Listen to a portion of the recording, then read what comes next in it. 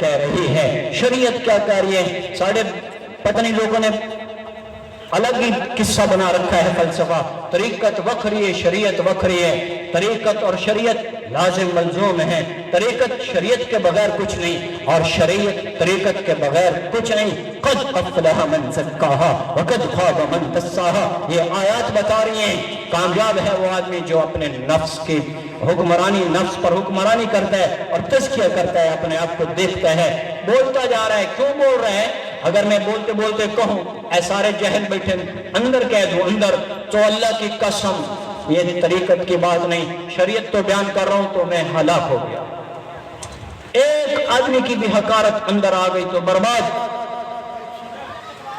اپنے آپ کو دیکھنا ہے، طریقت یہ ہے، اور نہیں دیکھنا اپنے اے ویکھنے دن رے دنیا اپنی دھن، پرائی دھنی کا پاپ نہ بن، تیری روئی میں 4 بن ہولے سب سے پہلے ان کو جن۔ طریقت یہ بتاتی ہے اپنے عیب ویکھنے پرائے میں چھوڑ دے، نیکی کی دعوت کرو۔ تبلیغ بغیر تصوف کے کچھ نہیں، تصوف بغیر تبلیغ کے کچھ نہیں ہے، طریقت بغیر تبلیغ کے کچھ نہیں، اور تبلیغ بغیر طریقت کے کچھ نہیں ہے۔ یہ دونوں چیزیں لازم ملزوم ہیں۔ آؤ بھائیو آج نیت کریں کہ طریقت کا بہترین تصوف کی میں ادنا سی اور بڑی تعریف بتا رہا ہوں مختصر الفاظ میں۔ تصوف کس کو کہتے ہیں؟ حضرت محمد صلی اللہ علیہ وسلم کی مبارک سنتوں کا نام تصوف ہے۔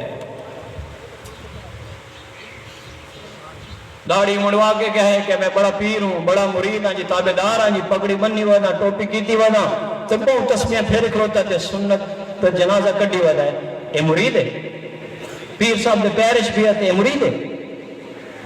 ارے اس کے لیے طریقت اگر اپنانا چاہتے ہو تو دربار رسالت پہ جھکنا ہوگا، مدینے والے کی سنتوں کو لینا ہوگا۔ یہ ہمارے اکابرین اس بات کا نمونہ ہوتے ہیں کہ ایسے روپ میں آ جاؤ۔ پیر کے پاس جائیں گے، سال تو بعد پیر صاحب کو لگایا جی اے سائیں پوتر نہیں جمدہ بیا، اے 4 پیٹیاں لائیں امبا دیاں، دعا کرو۔ اسے واسطے پیر رکھے ہوئے، اور پیر جو تمہیں اعمال بتا رہے وہ اعمال کرو، ان جیسے اعمال کرو گے اللہ عزت دے گا۔ پیروں کے بعد بھی تو کوئی پیر بنتا ہے کہ نہیں بنتا؟ اور تساں تو بن گئے۔ خلافت کیسے ملتی ہے؟ پیر کی اطاعت کرنے کے بعد تمہارے کام سارے پیر جس سے مختلف ہوں، اور پیر جی کو کہہ رہا ہوں پیر جی سلام ہوئے سلام ہوئے، چلو سلام اور عزت یہ بھی بہت بڑی بات ہے، لیکن تھوڑا سا آگے چلو، ان کی اطاعت کرو، ان کے بتائے ہوئے طریقے مانو، اپنے علماء کے پاس جاؤ کہ یہ طریقہ کیسا ہے، علم کیا کہہ رہا ہے، شریعت کیا کہہ رہی ہے، فقہی مسائل کیا ہیں، استنجے کے مسائل کیا ہیں، نماز کے مسائل کیا ہیں، بیٹی بیٹے کو شادی کرنی ہے، فوت کی ہے، مسائل کیا ہیں۔ اگر یہ مسائل نہیں پوچھو گے ان علماء سے تو پھر ایسے ہی زندگی گزر گئی تو پتہ نہیں آگے کیا ہوگا۔ میں سارا ملک کو پھرتا ہوں، در در جھتک کے کھاتا ہوں، اور پکار پکار کے جھولی پھیلا کے لوگوں کے سامنے جھولی پھیلاتا ہوں، بھائیو توبہ کرو، جہالت سے باہر آؤ، علم حاصل کرو۔ علم کے لیے کوئی عمر کی قید نہیں ہے، اور تمہارے پاس جو علم ہے تمہاری امانت تمہارے پاس ہے، اس پہ عمل کرنا ہوگا۔ نماز 5 نمازیں فرض ہیں، سب نے پتہ نا؟ کتنے جڑے پڑھ کے ہیں صبح دی؟ کتنے ہیں جنہوں نے نہیں پڑھی؟ کتنے ہیں جو ظہر عصر مغرب نہ پڑھنے کے ارادوں میں؟ کیا یہ علم نہیں ہے تمہارے پاس؟ لیکن اس کے باوجود ہم اللہ اور اللہ کے رسول سے مخالف جا رہے ہیں۔ میں یہ ہاتھ جوڑ رہا ہوں، ادھر آ جاؤ، ادھر آ جاؤ، چھاؤں میں آ جاؤ، اکابرین کی چھاؤں میں آ کے ان کے قدموں میں بیٹھ کے ان سے سوال کرو، اللہ کے نبی کی زندگی کیسی تھی، اللہ کے حکم کیا ہیں، ہمیں بتاؤ، ہم زندہ کرنا چاہتے ہیں۔ یہ ہے اصل ان سے محبت۔ تو زیادہ بس تویز لب جاوے تو گار ٹانگ دی ساتھ کام سارے سدھے، نماز ہے کہ نہیں پڑھنی، تلاوت کدی نہیں کرنی، پیر تویز لکھ دیتا تو سارے کام سدھے ہو گئے۔ کچھ خیال کرو، موت کی تیاری کرو۔ میں کسی کی توہین نہیں کر رہا ہوں، یہ میرے بڑے، میرے دل میں محبت ہے، میں آپ کو حقیقت بتا رہا ہوں پیر کا مقام کیا ہے۔ علماء کا مقام کیا ہے کہ ان کے پاس بیٹھو، ان سے سوال کرو۔ شوق ہی نہیں ہے۔ سفیان ثوری آئے تھے یہاں سمرقند سے بخارا، تو بخارا میں نا 3 دن ٹھہرے، کسی نے سوال نہیں کیا، کوئی مسئلہ پوچھنے نہیں آیا، تو خادم سے کہنے لگے ایتھو بھاج نس پیچھے چلیے۔ وہ کیوں سائیں؟ کہ 3 دن ہو گئے ہیں، اتنے جاہل لوگ ہیں، کوئی سوال پوچھنے نہیں آیا، میرا تو علم نقصان ہو رہا ہے۔ میں ان سے پوچھتا ہوں مجمع والوں سے، کتنے ہیں جو نماز کے واجبات پیر جی سے یا مولانا صاحب سے پوچھنے کے لیے آپ دن میں آتے ہیں؟ غسل کے فرض کا نہیں پتہ ہے، استنجے کے مسائل کا کیوں نہیں پوچھ دے؟ قبر اتنی جاؤنا کس لیے پیر بنایا ہے، کس لیے امام بنایا ہے؟ ان سے پوچھو، ان کے پاس بیٹھو۔ میں اس بات پہ رو رہا ہوں، میرے دل میں آپ کے لیے محبت ہے، واپس آ جاؤ، اللہ کا واسطہ دے رہا ہوں۔ یہ زندگی ٹھیک نہیں ہے، جس زندگی میں ہم گزر رہے ہیں یہ سب ہلاکت کی طرف ہے۔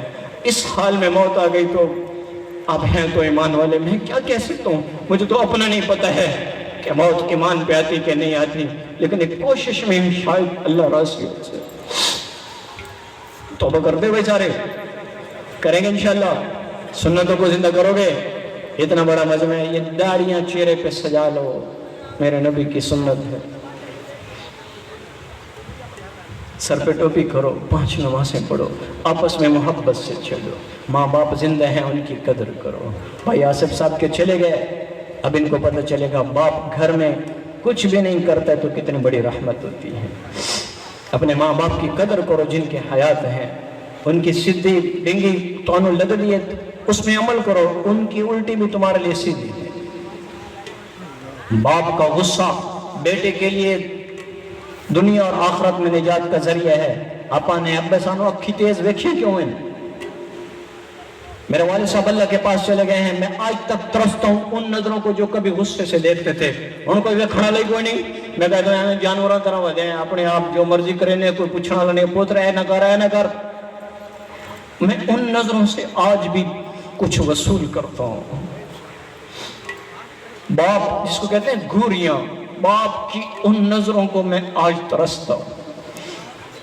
کوئی نہیں دیکھنے والا، ان نظروں کو تلاش کرتا ہوں، پھر انہیں بیٹھ کر سوچ لیتا ہوں تو پھر ان سے کچھ حاصل کرتا ہوں، صرف سوچوں سے حاصل کرتا ہوں، یہ میرے اپنے جذبات ہیں۔ ماں جاتے ہوئے دعا دیتی تھی، بیٹا اللہ کے راستے میں جا رہے ہو، میں نے سر جھکا کے دعا لیتا تھا، واپس آ کر میں اپنی ماں کو سلوٹ لگتا، کیونکہ میں آرمی سے آیا ہوا تھا اور میں آتے ہی امی جی کے کمرے میں سلوٹ لگاتا تھا، ایسے پورا جیسے ایک فوجی سلوٹ لگاتا ہے۔ وہ کمرہ بھی ویران، اس لیے ماں باپ جانے کے بعد آنکھیں کھلتی ہیں جن کے ہیں۔ اگر ماں باپ سے کوئی غصہ ناراضگی ہے، ہاتھ جوڑتا ہوں، قدموں میں گر جاؤ۔ پیو لگو کی ابھی میں تیرا شریک ہوں، انا کیا؟ باپ کے آگے کوئی انا ہے کہ میں کیوں پیر پھتا پیو دے، میں ماں کیوں راضی کرا؟ یہ بھی کوئی بات ہے؟ جنہوں نے تمہیں عزت دی، جس باپ کی وجہ سے آج فخر سے کہتے میں فلاں دا پوترا، جس ماں نے تمہیں زندگی دی، آج اسی ماں کے سامنے غراتے۔ ماں بلا رہی، بیٹا گال سونا، موبائل رکھی جاندہ، ہوں توجہ کا کیا مطلب ہے؟ بوتھائی دے در، نظروں سے ملا، توجہ اس کو کہا کرتے ہیں۔ ماں بلا رہی ہے، بیٹے کو فون سے فرصت نہیں ہے، باپ بات کر رہا ہے، اچھا کوئی توجہ نہیں۔ یہ اولاد اللہ کی نظروں میں گر جائے گی، جس نے ماں باپ کو نظر انداز کر دیا، ان کا دھرتی پہ رہنا اللہ کے دھرتی کے لیے بھی عذاب ہے، اللہ کا غضب کا ذریعہ ہے۔ اولاد بن کے چلو، پست ہو کے چلو، جناح الذل فلا تقل لهما اف ولا تنهرهما وقل لهما قولا کریما۔ قرآن کہتا ہے ماں باپ کے سامنے اوف بھی نہ کرو، جھک جاؤ، جھکیں گے بھائی انشاءاللہ؟ ہاں، اور بیویوں کے ساتھ اچھا سلوک کرو، کسی کی بیٹی کو گھر میں لائے ہو زیادتی نہ کرو۔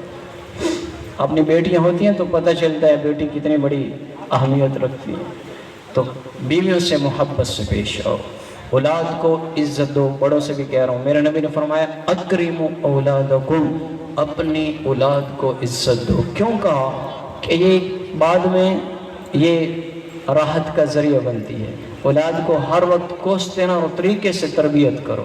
ہر ٹائم نہ کو پٹھے کا میں صحیح نہیں کرتا, یہ نہیں کرتا, وہ نہیں کرتا. نہیں, باپ اپنے طریقے سے اولاد کی تربیت کرے, اس کے اچھے کام پر اس کو کہے ماشاءاللہ میرا پتر بڑا اچھا ہے, تاکہ اور اچھا بنے. یہ اولاد بڑھاپے میں باپ کے کام آتی ہے. اور حضرت محمد صلی اللہ علیہ وسلم کی سنتوں کو زندہ کرو. اللہ تعالیٰ مجھے آپ کو عمل کی توفیق عطا فرمائے. بھائی زمان صاحب نعت خوان آئے ہوئے ہیں, یہ نعت پڑھتے ہیں تھوڑی دیر, آپ ان کی دل کھول کے خدمت کرو, اور اس کے بعد پھر انشاءاللہ جو بھی